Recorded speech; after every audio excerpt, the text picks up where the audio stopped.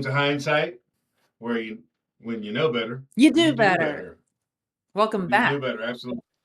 Welcome back. This is our second iteration of uh, our little experiment that we've been working on for a couple of years now, where we want to give a dedicated podcast to historical facts and how they show up in current times, and how they have an effect on current times.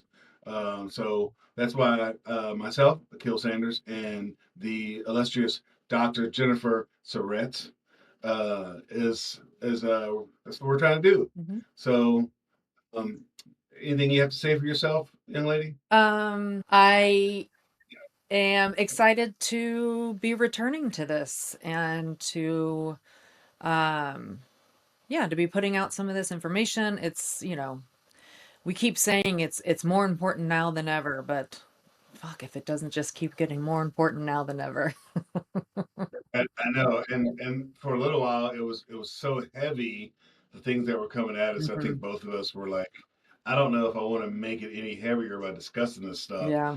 Maybe just processing it for a little while. And I think now we kind of recuperated and we got our bearings. hmm So that we can kind of go forth and be a part of the fight in our own little way. Yep. Yeah, absolutely. So I'm going to start with today's topic, which is I'm going to talk about vaccine hesitancy. And this because just a couple of weeks ago, we had that shooting at the CDC, which Akil and I are both here in Atlanta. So very close to home with that. And as somebody who used to teach and go to school at Emory, that's exactly where this was as well. So I had a lot of people checking in with me, not knowing that I haven't been at Emory for a while, but definitely appreciative of that. And the shooter at the CDC, who then killed himself, was there out of anger because of the belief that the COVID vaccine made him depressed and ill. Said he was losing weight and having problems swallowing and GI issues. And I know a lot of my friends at the CDC and things I see on social media are frustrated with this narrative because it's not true, but also because the Health and Human Rights Secretary, RFK Jr., is supporting some of these vaccine theories and conspiracy theories, not just about COVID, but about all kinds of vaccines. So, what I thought I would do today is talk a little bit about the history of vaccine hesitancy. And then, if we would like, I can also get into a little bit of RFK Jr. himself and kind of where he enters the conversation. So, Akil, what conspiracy theories about the COVID vaccine are you familiar with? Um, I mean, all of them. I mean, it was a very interesting time during COVID, dealing with the conspiracy theories because I'm one of those people that if I haven't put in the work, I'm not gonna pretend to know more than people I know have put in the work hmm to guide me. I think there's a place for everybody in society, and doctors. I you know, I give them all the praise that they're due because they went through all the school and took all the time and have done all the research. Um, and so throughout COVID, everybody became a virologist, and an epidemiologist somehow. Some people without bachelor's degrees. I had a friend who, and I hope he never, if he sees this, I don't care because I'd probably tell him to his face, but he was a massage therapist and he's telling me about, the dangers of the COVID vaccine and the dangers of wearing masks and how you're breathing in carbon dioxide and then you got the people who wanted to take the horse tranquilizer, Ivermectin? what was it called? Ivermectin, the Mectin folks. And so it's just like, Yeah, it yeah. Yeah, it's funny. was a It's like weird. this whole like we can't trust the scientists because they're in on it. And I remember seeing something on social media, which as a former scientist academic myself, I just loved. It was like anybody who thinks that there is this like global, underground cabal of scientists and doctors that are supporting this theory have never tried to get through at least one topic in a faculty meeting because nobody can agree on shit. So Right. it's true. And that's on purpose, right? Like people, academics and scientists, they're there to challenge other people's Exactly. beliefs based on data and research, Yep. not based on how somebody feels or what they read or what they Mm-hmm. saw on Mm-hmm. a YouTube channel one day. Yeah. And it was really strange times, very scary, Yeah. and I think it's led us to where we are today, Yeah. in society in general. Like I mean, I think the mask has been ripped off Mm-hmm. on society and the susceptibility of people who have been undereducated for generations. Yeah. Yeah, absolutely. And kind of like you hinted to, this is not new, this type of rejection. We know that like just in general in society, progress is often there's some blowback, and that's been the same with medical progress as well. The first type of vaccine was for smallpox, and this was variolation. It was in the 1700s, and it's basically where you take some smallpox scab and you ingest it, you put it into a cut, you do something, you introduce it into somebody's body at a abbreviated amount, and then they develop the um, immunity to smallpox that you would get if you had the disease and then survived it. So before variolation began, there was about a 30% chance that you would die from smallpox. Now, after variolation, about 1 to 2% people died. And that became one of those weird stats that um, led to, oh, but people are dying from the vaccine. And it's like, but not as many people as the disease. So Yeah, interestingly, we do have a sort of hidden figure in variolation discovery, whereas most people credit Cotton Mather with this discovery. He was taught variolation by his enslaved, I don't know, footman or whatever, who was named, Matt, huh? no, Yeah. no, I don't believe. Onesimus, who brought the information from Africa. So then us Oh white people my, could then say we discovered it. oh my goodness! Because you know what? When I looked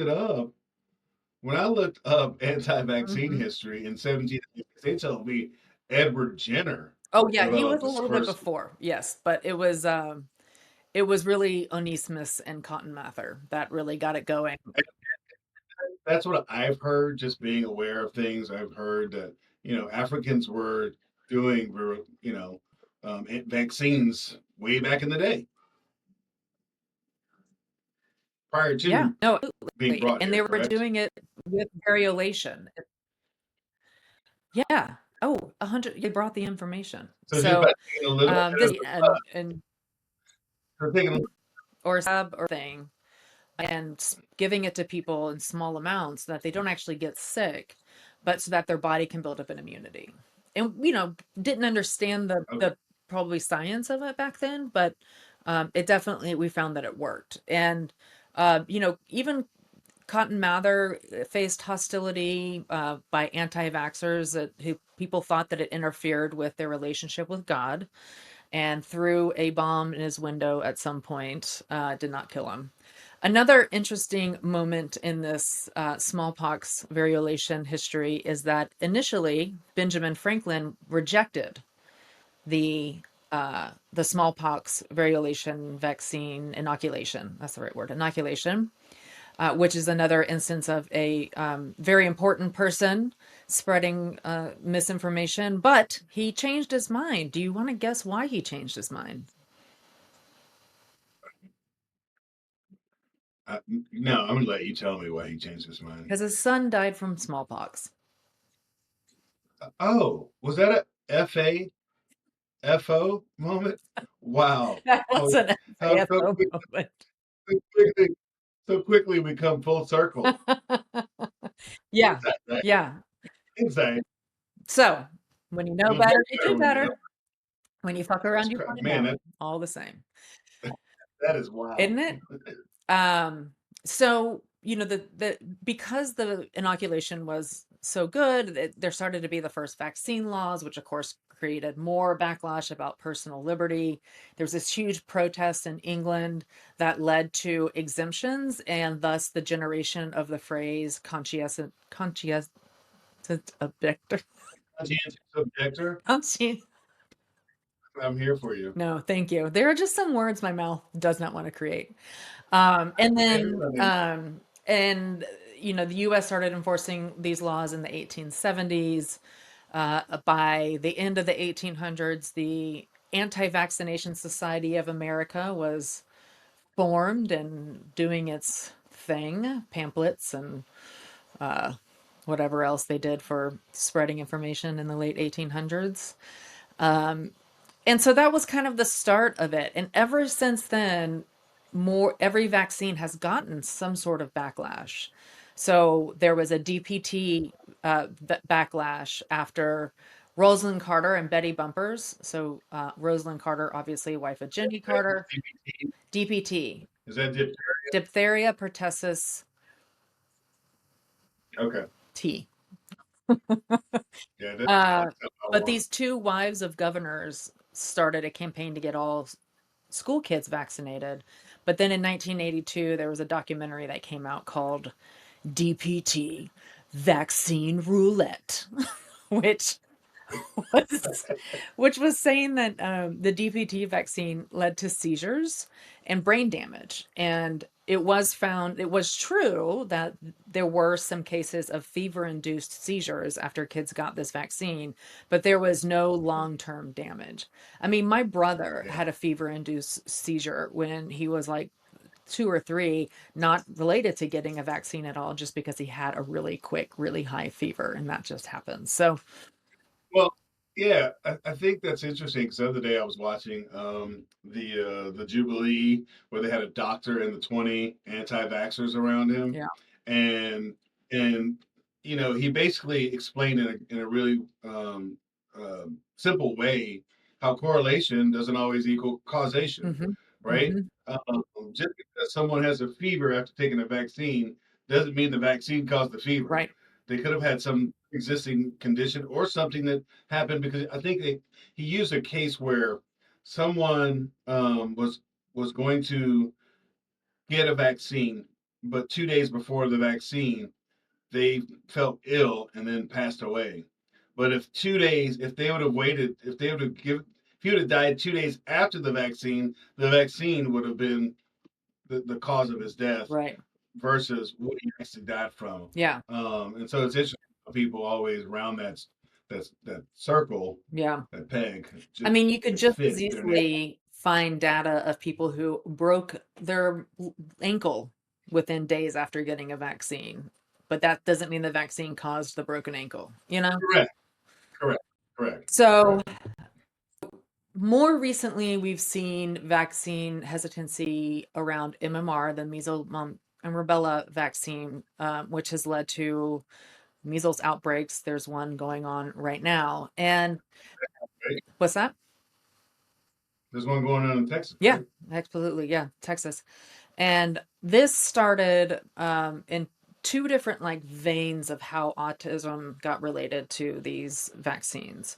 One was this researcher named Andrew Wakefield published this paper saying that um, the MMR vaccine damaged the GI tract of kids, allowing the measles vaccine to cross the blood brain barrier and to do harm there. Since that has come out, um, there has been a whole bunch about how unethical this study was. It was funded by an anti-vax organization over in England. He did all this inappropriate stuff, like at his son's birthday party, paid all of the son's friends £5 to take some of his blood to somehow use in this study. Yeah, flying flying kids to New Jersey from Britain to get a colonoscopy, because in Britain you weren't allowed to give kids that young a colonoscopy without cause, and they didn't have cause. Just all this stuff. The Lancet, which was the public publisher, retracted the article. All of his authors retracted the other article. There was 10 other authors. He lost his medical license in the UK, came to America, opened shop in Texas, a place called the Sunshine House, got, kind of lost it here. But what's happening is exactly what we were just talking about, that correlation and causation, that when you are able to determine that this child's development is different from other child's development, it has to get to a certain point of development, which is about 2 years old, which is about when kids are getting these vaccines. So it's not, it is a correlation, not causation. The other theory is tamarosol, which is a mercury-based preservative, and people were that are put in vaccines, and people said that this caused mercury poisoning. Um, the type of mercury that is in vaccines for preservation is not the same type of mercury that poisons you. Even though that is the case, all tamarosol has been taken out of vaccines in like the early 2000s, and we're still seeing rises of autism and things like that. So it's it's not vaccines, but as somebody who has spent 25 years, hanging out in the world of autism, I've talked to a lot of parents who just need a reason, and that timing association gives them that reason. And then you also have like Jenny McCarthy out there promoting the. That's what I, that's who I was gonna that's who I was gonna talk about. Jamie McCarthy and Jim Yep. Carrey. Um, I mean, it was weird how their relationship was so lined up with the anti-vaccine Yeah. stuff, and now they're not. Now they don't believe in it, right? I think You they've kind of know, switched their tune, right? I don't know. I don't even care what they think. Yeah, no, I mean, No. but Jenny McCarthy is the number one judge on The Masked Singer, so Oh, her her experience okay. precedes her. She's like, if That's you somebody win, I you have to promise not to vaccinate. it's one of the forefront leaders Right. of thought in most nations. Is the judge from The Masked Singer. There you go. Yeah, It's that's really who we should be listening coming to. single in the early MTV days. Exactly. Exactly. She was wild. Yeah, Um, I love it when he's talking about vaccines. They're like, but Jenny McCarthy said vis-a-vis. she has like one of her main talk points back in when all of this going big was, I went to Dr. Google. I went to Google University, and I have my doctorate in that. Like that's kind of what she says Oh, is her credentials. oh man, Yeah, yeah. that makes my So and this is all, again, it's under the how. Why is this happening? How is this happening? There's theories that big pharma is behind it all to promote the use of these vaccines that they're producing. There's government control. There's all of this stuff that people come up with for the cause. But I'll tell you that pharmaceutical companies do not make much money, if any at all, on vaccines. I have a lot of beef with big pharma. This is not one of it. Um, But yeah, I mean that's why they give them away. They give the vaccines away, right? yeah, or they buy, or the government buys them for They're next to nothing. Yeah, right. Yeah. yeah. So in comes RFK. He actually entered this conversation back in 2005, where he wrote an article in the Rolling Stone slash Salon, talking about autism and vaccines. So he was saying that he was just like promoting that link. I'm looking through my notes for the specific title of the the article, but uh, here it is: deadly immunity. That was it. Government conspiracy to conceal the connection between the Marisol and autism, and there were a lot of factual mistakes. The editor of Salon said that publishing that piece was the biggest professional regret in her life, and that she should have been fired. Oh wow. Yeah, yeah. So, and then he went on and did a whole, I mean, and his background is he's an environmental lawyer. So mercury in the environment is kind of how he got into the conversation. But then he just decided to hang out there and really go big or go home. And he wrote a book um, on vaccines. He produced a film in 2019, which was Vaxxed 2, The People's Truth, which is a sequel to Andrew Wakefield, that guy who came up with the, Lancet article, his film, Hmm. which was just Vaxxed. So come pandemic times, and of course, if you're not already not trusting vaccines, you have this, Kennedy out here saying vaccines are suspicious.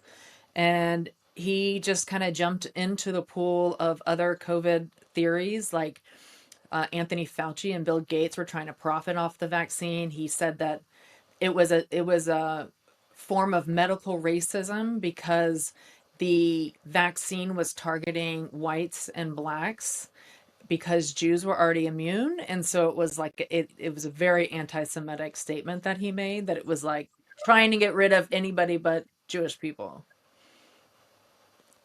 That's really funny because I remember COVID when COVID first broke out. This guy I worked with, he literally told me that, he was talking to me about the vaccine and about COVID, and he was like, black people are more susceptible to getting and I'm thinking, do you really think it's because of the melanin in my Yeah. skin? No, it's because of the jobs we hold. It's because we're in low income, essential jobs where people are breathing on us each day. So it's easier to spread to us, not because I'm biologically Yeah. predisposed to catching something. Turns out though, that guy almost died Shit. from COVID. Did he get the He almost vaccine? died from. I don't know because I didn't know him that well, and I wasn't going to ask him. By the time I knew he was almost dead, like, Oh, I mean, I saw him. He recovered and everything, but I mean, he was in the hospital on a respirator, the above. But it was just all I remember thinking in my head was, yeah. yeah, I thought I never got it somehow. I escaped it with my blackness. I mean, but the thing is, I mean, I'm not saying he's wrong. I mean, it is not because of being black, it is because of systemic racism that puts you at higher risk with Correct. lower access to care. Lower access to care, you're in lower income related jobs. Right. You have the power to stay out of to work from home. You have to go into work because your job is laborious. Yep. So all of those things, but it was just odd because when he told me this, he was telling me because I could tell he thought that it was just black people just got the disease more because they're black, Yeah. Yeah. not because the systemic and socioeconomic reasons of them being susceptible to it. Yeah. But it's those moments where I just let people be Yeah. who they are, and Exactly. I allow the FA, the FO to find Exactly. to come around. And that And that that for actually, thank go ahead. no, I was just saying thank goodness he survived Yeah. because he wasn't a I didn't know him very well. It was just I had met him, and that was one of the first things he had talked to me about when I met him, Yeah. and I was like, oh, okay, Wow. that's interesting. But that kind of gets us to the final point I really wanted to make was, you have all these people believing that the government is making you sick, hiding, um, not only hiding solutions for illnesses, but actively creating them as some sort of control. I mean, we have the microchip theory, there's all kinds of stuff, that the vaccine's the deadliest, that it changes your DNA, all this stuff, right?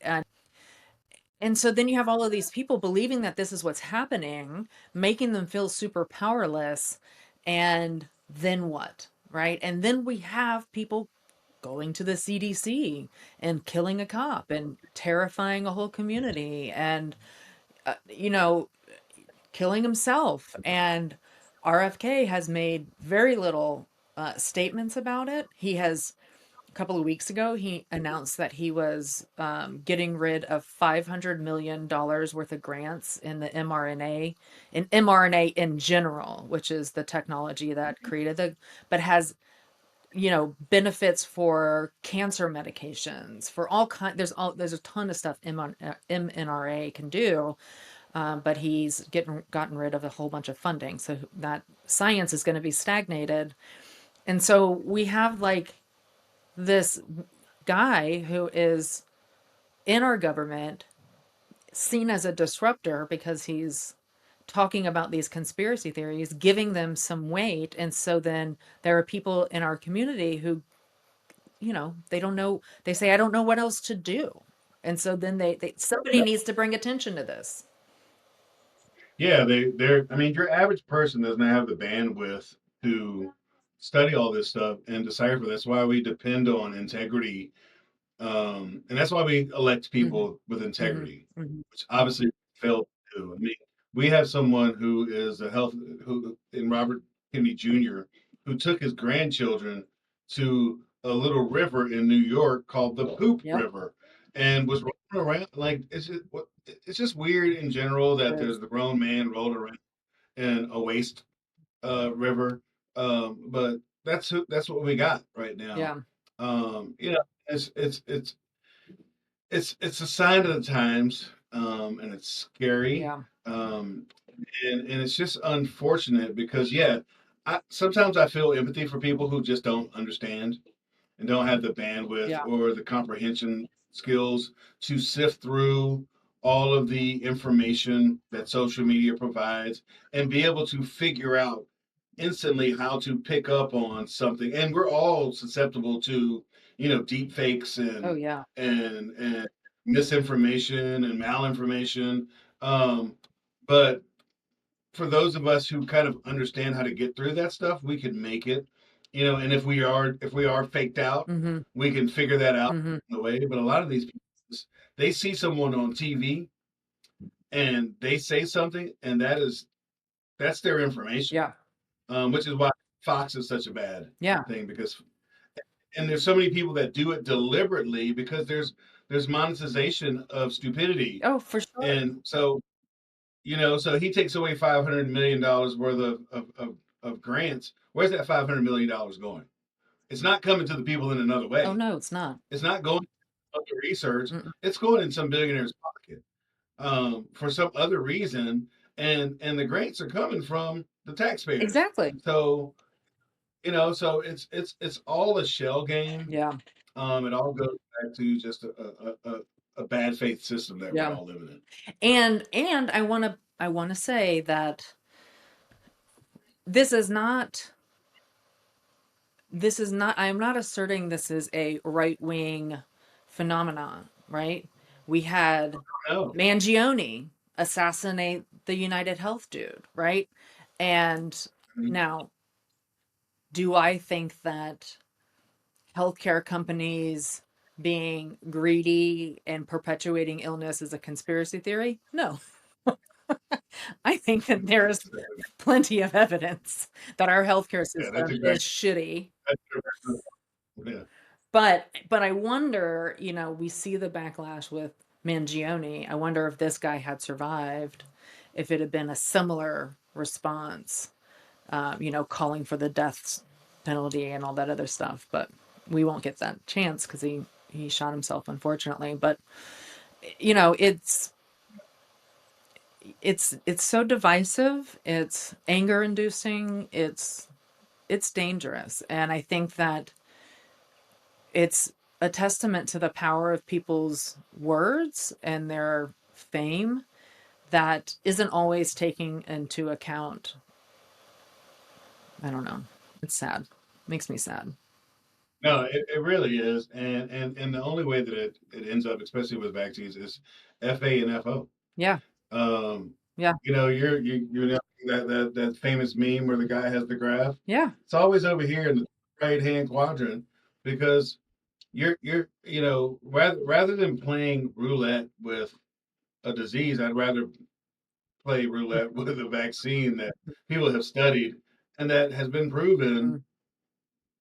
work and and disease fighting. Yeah. So And it really is sad. yeah, and when I used to always say back, pre-pandemic when I was focusing heavily on autism and vaccines, I would say, I would much rather vaccinate my kid and my kid be autistic than not vaccinate my kid and my kid get measles and die.